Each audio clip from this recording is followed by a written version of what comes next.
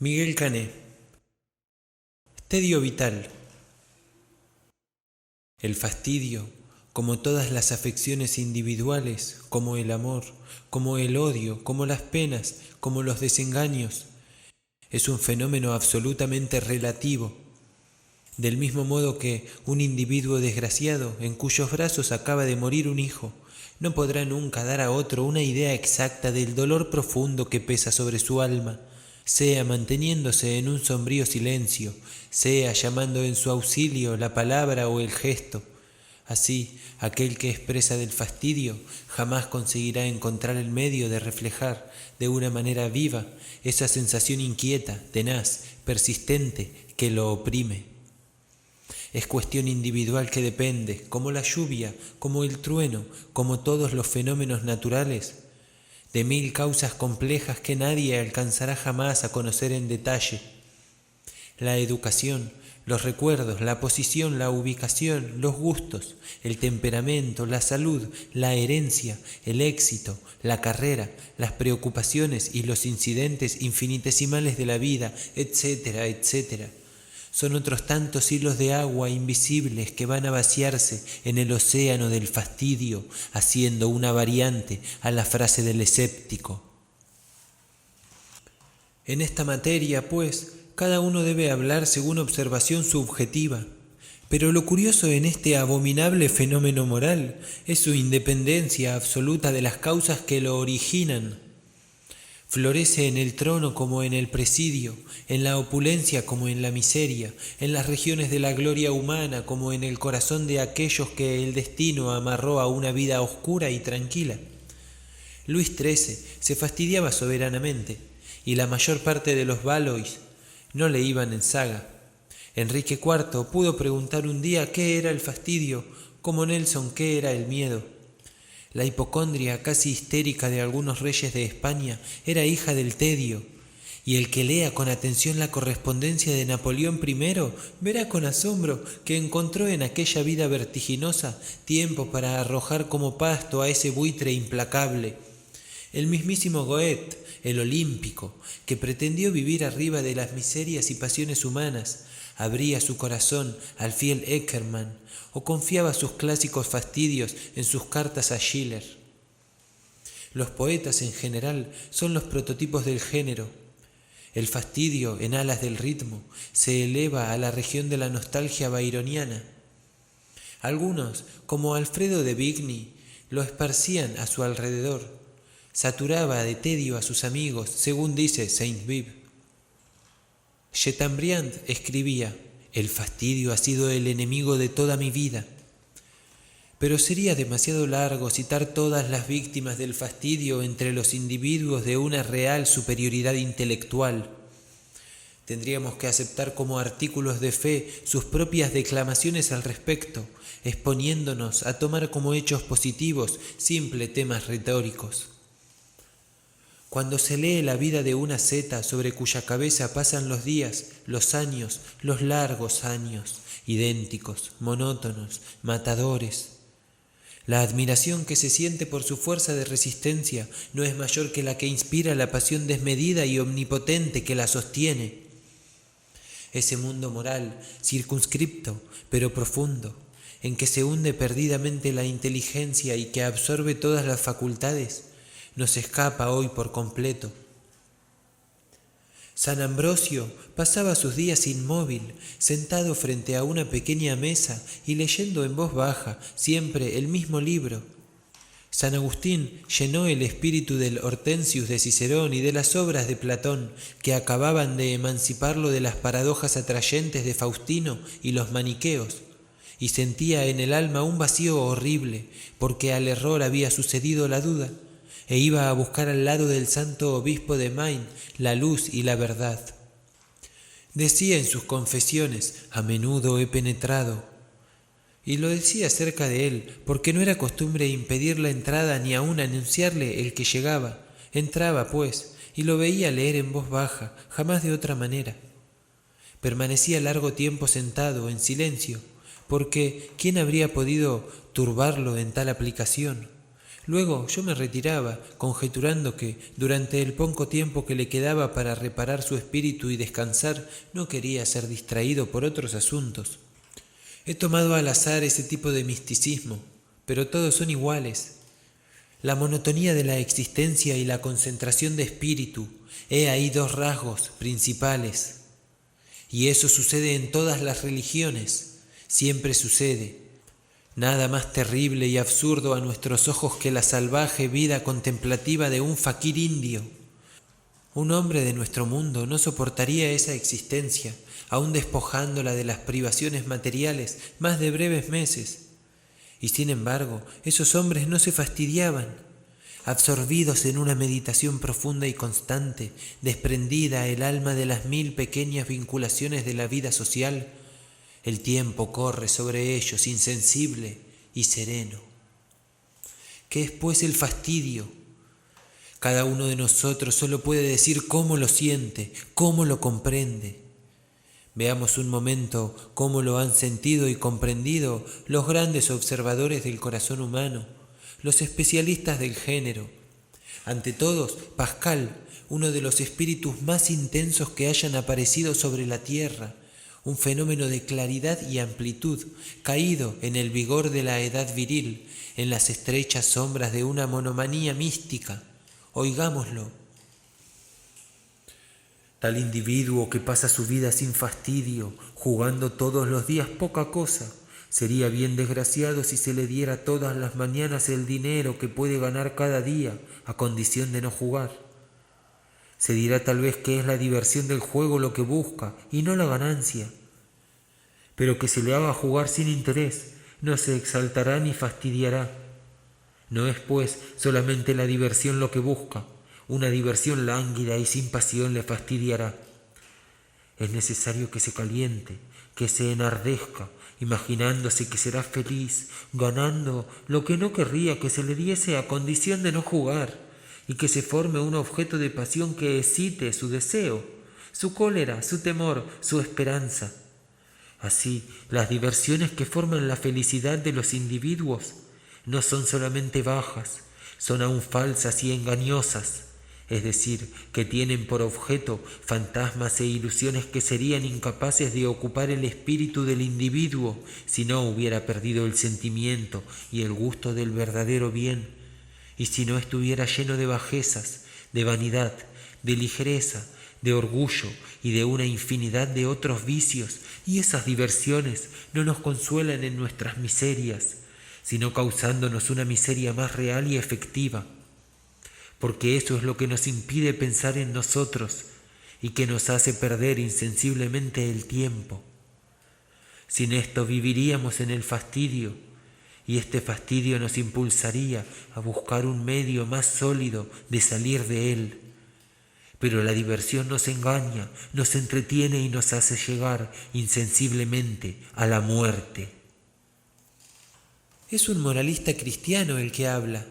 Por consiguiente, no debemos extrañar su acento vejatorio para la naturaleza humana y la constatación abultada, como en los procederes de perspectiva, de todas las inmundicias de que se compone esta nuestra alma, que nos viene de Dios y que a Dios debe volver, según la Biblia. En la idea de Pascal solo se distingue con claridad que la causa de nuestros fastidios es el alejamiento de los medios sólidos de salir de él. Ya los conocemos, los de los ascetas, cristianos, católicos, hindúes, árabes o judíos. El procedimiento de Pascal es el mismo, ciñéndose la cintura con una correa guarnecida por dentro de puntas de hierro y hundiéndoselas en el cuerpo en el instante de apercibir, en una conversación inocente, que su espíritu encontraba placer en la contemplación de los asuntos mundanales. Farmacopea de otros tiempos, el organismo moral del individuo ha variado y en este caso el remedio aceleraría el fin. Pero no dejaremos atrás a Pascal sin recoger este rasgo admirable, bálsamo de todos los tiempos. Formarse un objeto de pasión que excite el deseo, la cólera, el temor, la esperanza. He aquí una receta que salva el siglo XIX y llega hasta nuestros días. No hay otro medio, y feliz el que lo encuentra. He hecho largas y frecuentes travesías de mar, siempre víctima de un fastidio indescriptible. He observado que los que temen el mar y la palidecen a la menor brisa que agita las olas no se fastidian. Toda su actividad intelectual está concentrada en la conjetura y, sin conciencia, se han formado un objeto de pasión, el temor. He pasado bastante tiempo en un pueblo de baños, casi solo, lejos de todo lo querido, y no me fastidié. La salud volvía con rapidez, y toda mi alma era pequeña para dar hogar a las esperanzas que la vuelta de la vida y el vigor hacían nacer. Pero, ¿cómo se forma, por un acto de voluntad, un objeto de pasión? He ahí el escollo. De todas maneras es una indicación preciosa para el que observa, porque puede, por excitación propia, por concentración de espíritu, desenvolver el átomo de pasión que en sí descubre, cuidarlo como la chispa de fuego sagrado que debe servir a encender la hoguera del sacrificio para aplacar el Dios irritado. Descendamos a la altura bíblica y sigamos a un maestro profundo, a aquel que recibió de la naturaleza el triste dote de ver con claridad todas las imperfecciones, ridiculeces y miserias de la estructura moral de los individuos. La Rochefoucauld nos dará la clave. Abro cita. Nos jactamos a menudo de fastidiarnos, y es tal nuestra vanidad que no queremos convenir en que somos aburridos. Si se examinan bien los diversos efectos del tedio, se verá que hace falta a más deberes que el interés. Perdonamos a menudo a los que nos fastidian, pero no podemos perdonar a aquellos a quienes fastidiamos. La causa por la cual los amantes y las queridas no se fastidian de estar juntos es porque hablan siempre de ellos mismos. Uno se fastidia casi siempre con la gente con la que no es permitido fastidiarse. Hay muchas cosas bellas que se fastidian realmente. Cierro cita. Como veis, la Rochefoucauld ve el fastidio a través de la vanidad humana. Es una constatación de hechos no muy honrosos para nuestra naturaleza, pero no menos exactos. Hay una maravillosa delicadeza de disección y se cree ver al operarse con el ojo fijo sobre el vidrio del microscopio, mientras en el portaobjetivo se agita un ser raquítico, pedante, lleno de viento, envuelto en sus apariencias, sin saber que sus ropas son transparentes y que una mirada sardónica está haciendo el análisis de sus cimientos más íntimos. Pero no nos ocupemos de los que por vanidad no confiesan que se aburren. Más aún, creo íntimamente que en esa observación la fijeza admirable del moralista ha fallado. El que lleva la vanidad hasta tal extremo, ese no se fastidia. Tiene el robusto objeto de pasión que lo absorberá mientras viva. Adelante, nosotros los que humildemente confesamos nuestra debilidad ante el fastidio. Veamos al clasificador por excelencia, al que más profundamente ha penetrado en el estudio de la infinita variedad de los caracteres humanos. Desgraciadamente, como vamos viendo, ninguno de esos hombres ha tomado el fastidio como tema de un estudio completo. ¿No se cernía tan pesado y dominante en el siglo XVII como hoy en nuestros tristes días? Se comprende que los griegos no se fastidiarán porque eran eternos adolescentes, contentos de la vida en la aurora de la experiencia humana, encontrando una fuente de infinito placer en la satisfacción siempre nueva de contemplarse a sí mismos. Se comprende que el fastidio no entrará como factor considerable en el mundo moral de los romanos, porque aquellas almas robustas nunca estaban huérfanas de una pasión violenta. Pero Le Bruyère dijo: el fastidio ha entrado al mundo por la pereza. Esta tiene mucha parte en la avidez con que los hombres buscan los placeres, el juego, la sociedad. El que ama el trabajo tiene bastante consigo mismo. Tocóme en suerte navegar por largos días lentamente, a la vela, sobre un navío de guerra. El calor en aquella latitud era insoportable e impidióme dormir. Entrecerraba los cansados ojos sobre el libro sin atractivo. Procuraba dominar, por deferencia a los distinguidos oficiales que me habían dado hospitalidad, el fastidio supremo, invencible, que me dominaba. Era inútil. Según una curiosa frase que he oído con asombro en labios de un niño de 5 años, yo estaba pálido de aburrimiento. El comandante, sonriendo, me hizo saber que hacía 1 año y medio que los marineros de la tripulación no descendían a tierra y que ellos, los oficiales, llevaban casi igual tiempo de reclusión a bordo. Sin embargo, yo veía a la gente de equipaje contenta, alegre y reuniéndose por las noches a proa para entonar sus monótonos cantos bretones o las baladas más cadenciosas del mediodía. Es necesario evitar la inacción, me decía el comandante. Nosotros tenemos arregladas las 12 horas del día de una manera mecánica, y los que vencemos la laxitud natural al clima conseguimos que los días pasen como soplos. En cuanto a los marineros, no tienen un minuto desocupado. Cada hombre tiene su cañón que debe cuidar como a una divinidad, limpiarlo, pulirlo, aceitarlo, pavonarlo diariamente. Otros los bronces de a bordo, otros el cordaje, otros las banderas y señales. Estos la ropa y aquellos el servicio inmediato. El trabajo continuo es una distracción continua. Francisco Pizarro, durante los largos y terribles meses pasados en la isla del Gallo, incitaba con su ejemplo a sus compañeros a levantar palizadas, terraplanes contra el viento, a construir canoas, etc. Sí, La Bruyère tenía razón. El trabajo es el antídoto del fastidio, pero pocos son los individuos que, sin el aguijón del deber, se levantan de la postración íntima y tienen la fuerza de libertarse por una labor ruda y perseverante. Por eso es profunda la moral del Robinson.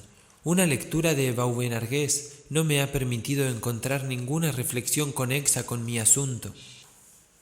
En el discurso sobre los placeres, abandonando el sombrío misticismo de Pascal, considera compatibles con la virtud y el mérito la afición a ciertos dignos goces y distracciones de la vida, aunque estigmatizando la frivolidad como el último y más bajo de los vicios. Vauvenargues no tiene la intensidad de La Bruyère, pero es menos escéptico. Cuestión de temperamento y de atmósfera social. Yo tengo para mí, sin embargo, que La Bruyère no habría escrito el elogio de Luis XV de Vauvenargues. Hay un pensador a cuya fama cada año que pasa añádele consideración, tenido por muchos como un coleccionista de anécdotas, por otros como un escritor espiritual, pero frívolo. Hablo de Chamfort, sin embargo, es digno de un estudio serio y profundo. En medio de su misantropía de temperamento, por decir así, ha visto muy adentro las cosas humanas y ha dicho en un estilo claro, preciso, las cosas que ha visto.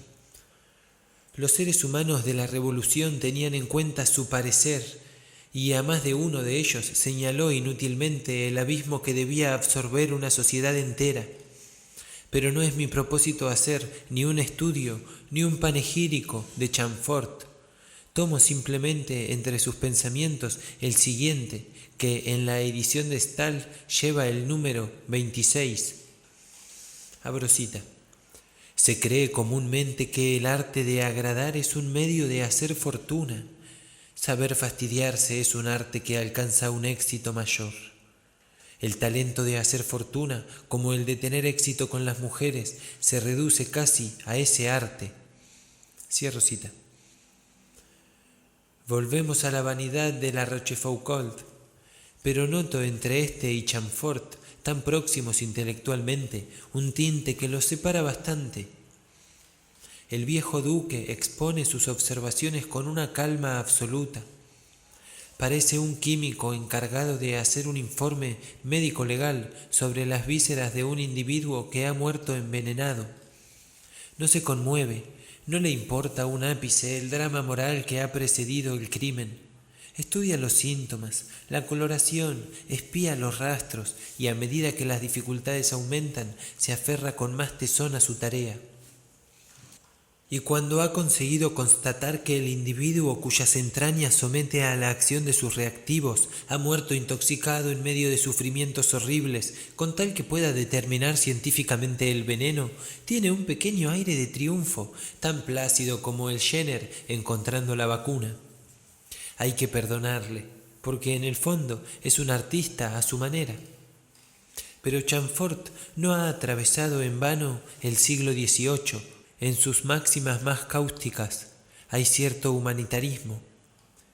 Ha leído a Rousseau y sabe que Voltaire, burlándose del género humano entero, pasó 30 años de su vida defendiendo a Calas y sosteniendo a su familia. Pero para encontrar la idea fundamental de Chamfort sobre el fastidio, es necesario no tomar solo su obra entera, que parece impregnada de esa amargura que la palabra no expresa y que tiene su origen en el tedio mortal y perenne, sino en su existencia misma, que fue una antítesis curiosa entre sus inclinaciones y sus deseos. Mi vida entera, ha dicho él mismo, es un tejido de contrastes aparentes con mis principios. No amo a los príncipes y estoy ligado a una princesa y a un príncipe. Se me conocen máximas republicanas y varios de mis amigos están revestidos de decoraciones monárquicas.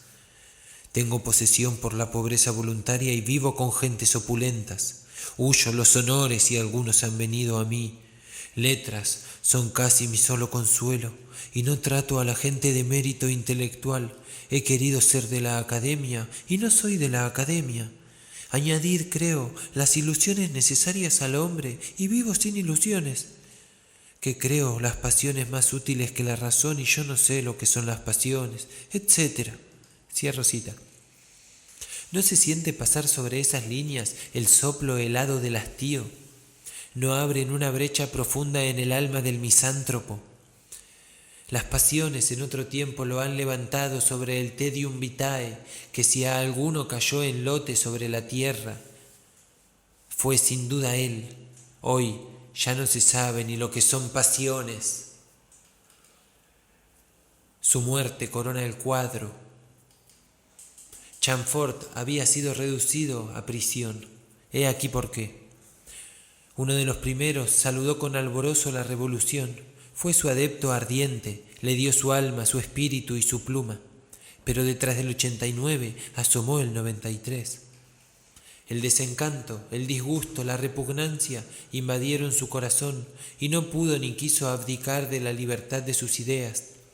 Así que, en plena convención, decía, sin cuidarse de que esas palabras llegaran a oídos temidos: Barrère es un excelente sujeto, va siempre en auxilio del más fuerte. Y a propósito de Patch, uno de los corifeos de la comuna, cuyas manos no estaban muy limpias pero que la muchedumbre exaltaba sin medida, decía: Page es un ángel, pero en su lugar yo rendiría cuentas. Herault de Selches le pidió escribiera contra la libertad de la prensa. Él rehusó con indignación y fue conducido a prisión. Pasó allí un mes terrible y salió viejo. Y dijo: no es la vida, no es la muerte, decía, no hay término medio, no es necesario abrir los ojos mirando al cielo o cerrarlos en la tumba. Puesto en libertad, juró que no volvería a caer vivo en manos de sus perseguidores, y cumplió su palabra. Conocidas son las circunstancias horribles de su suicidio, cuando se le fue a prender por segunda vez. Él dijo: se encierra en su gabinete Mr. Tissot, carga una pistola y la dispara sobre su frente. La bala le hace pedazos la parte superior de la nariz y le hunde el ojo derecho. Asombrado de seguir vivo y resuelto a morir, se arma de una navaja de barba, trata de degollarse, se hace pedazos los sesos, se dirige varios golpes al corazón, se abre las venas, se corta los jarretes, en fin. Vencido por el dolor, lanza su último grito y cae. Paréceme moral corriente aparte, que es la muerte de un individuo. Es un mártir del fastidio supremo y en la galería del porvenir debe ocupar uno de los primeros puestos. Antes de esos ejemplos no se puede menos que exclamar con Voltaire, que él dijo: no sé lo que será la vida eterna, pero lo que es esta es una broma pesada. Viene bajo mi pluma el nombre del curioso filósofo alemán que ha hecho esa cita del ermitaño de Ferney con una precisión indecible. Todas las sinfonías de Arthur Schopenhauer tienen por nota fundamental el hastío. Pero Schopenhauer es un pesimista, diréis. A la verdad, no entiendo con claridad el significado que en el mundo moderno se quiere dar a esa palabra. Si por pesimismo se entiende la concepción de la vida como un mal, no encuentro en la historia literaria del mundo pesimistas más conspicuos que los autores de los libros sagrados. Todos ellos nos inducen a apartar los ojos de la tierra y fijarlos en el cielo. Nos predican las vanidades humanas y nos incitan al renunciamiento supremo, a la aspiración de la gracia, al anhelo de ir al seno de Dios. Jehová para el judío, la Trinidad mística para el cristiano, Brahma para el indostán, la nada para Schopenhauer. Es cuestión de objetivo, pero la ruta trazada siempre es la misma. Tomemos al azar algunos de sus pensamientos. Habría razón para perder la cabeza si se observa la prodigalidad de las disposiciones tomadas, esas estrellas fijas que brillan innumerables en el espacio infinito y no tienen más tarea que iluminar mundos. Teatros de la miseria y de los gemidos, mundos que, en el caso más feliz, no producen más que el fastidio, por lo menos a juzgar según la muestra que nos es conocida. Si se pusiera delante de los ojos de cada individuo los dolores y los tormentos espantosos a que su vida está continuamente expuesta, ante ese aspecto el terror lo invalidaría. Si quisiera conducir el optimismo más endurecido a través de los hospitales, los lazaretos y las salas de tortura quirúrgica, a través de las prisiones, los sitios de suplicio, los establos de esclavos, los campos de batalla y los tribunales de justicia, si se le abrieran todos los sombríos antros donde la miseria se desliza para escapar a las miradas de una fría curiosidad, y si, en fin, se le dejara mirar dentro de la torre hambrienta de Ugolino, entonces seguramente también él concluiría por reconocer de qué clase es este mejor de los mundos posibles. Es verdaderamente increíble cuán insignificante y desprovista de interés, vista de fuera, y cuán sorda y oscura, sentida interiormente, corre la vida de la mayor parte de los individuos.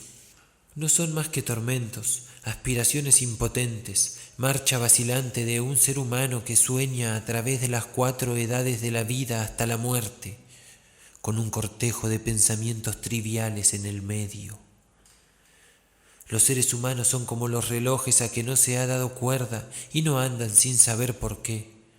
Y cada vez que un individuo es engendrado y lanzado al mundo, el reloj de la vida humana es de nuevo acordado para repetir una vez más su viejo refrán cansado de eterna caja de música con variaciones apenas sensibles.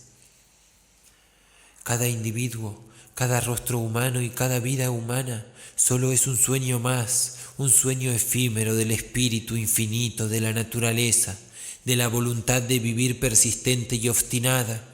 Solo es una imagen fugitiva más que dibuja jugueteando sobre su página infinita del espacio y del tiempo, que deja subsistir algunos instantes de vertiginosa brevedad y que al momento borra para hacer lugar a otros.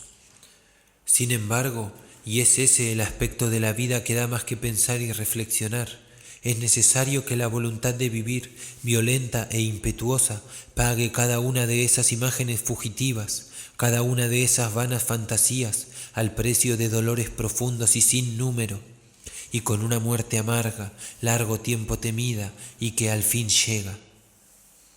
He ahí por qué el aspecto de un cadáver nos pone súbitamente serios. La vida de un ser humano oscila como un péndulo entre el dolor y el fastidio. Tales son en realidad sus 2 últimos elementos. Los individuos han expresado esto de una manera curiosa, después de haber hecho del infierno la morada de todos los tormentos y de todos los dolores, ¿qué ha quedado para el cielo? Justamente el fastidio. Cierro cita. Bueno es defenderse contra la habilidad y la elocuencia. Hay ciertos momentos en que Schopenhauer nos parece irrefutable y el examen interno, el recuerdo de las amarguras pasadas, da completa razón a su teoría.